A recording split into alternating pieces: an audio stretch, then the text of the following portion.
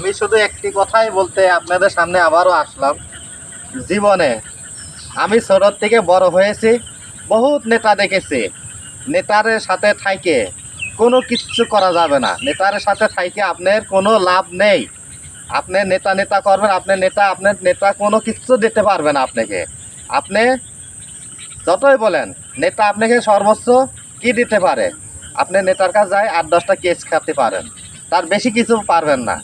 আপনার নেতা, আমার নেতা একজনই, সে আছে হযরত মুহাম্মদ সাল্লাল্লাহু আলাইহি সাল্লাম। মুহাম্মদ সাল্লাল্লাহু আলাইহি সাল্লাম, সে আমাদের একজনই নেতা।